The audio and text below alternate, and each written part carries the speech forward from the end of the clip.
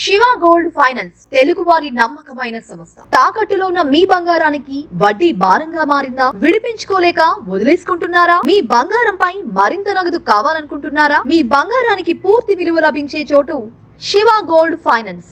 మీ బంగారు నగలు తాకట్టులో ఉన్నాయా? అయితే ఇప్పుడే 2 తెలుగు రాష్ట్రాల్లో ఎక్కడ ఉన్నా వెంటనే సంప్రదించండి. శివ గోల్డ్ ఫైనాన్స్ వారిచే బ్యాంకులలో కానీ మరియు ఏ ఇతర ప్రైవేట్ సంస్థల్లో కానీ తాకట్టులో ఉన్న మీ బంగారాన్ని విడిపించి ఈ రోజు ఉన్న మార్కెట్ ధర ప్రకారం కొని నగదు వెంటనే ఇవ్వబడుతుంది. పూర్తి వివరాలకు సంప్రదించండి శివ గోల్డ్ ఫైనాన్స్.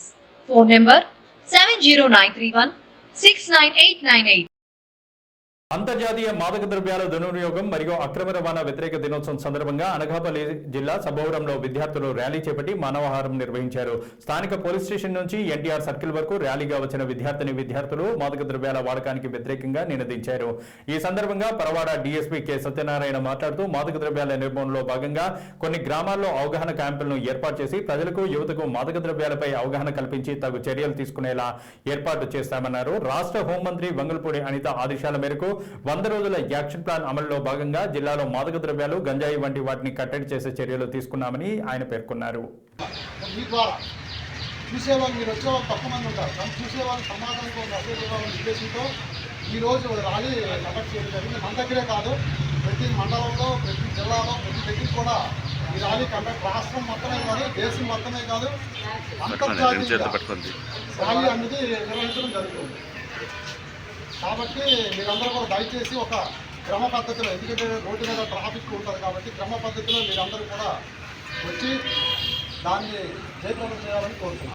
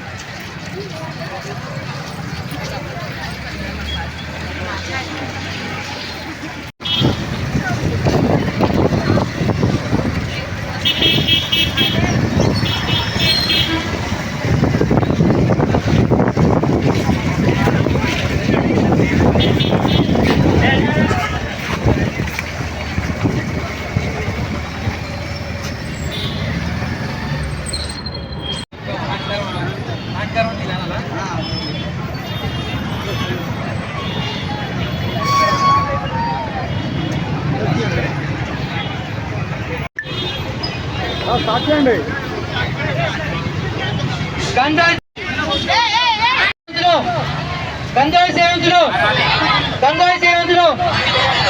సేవించడం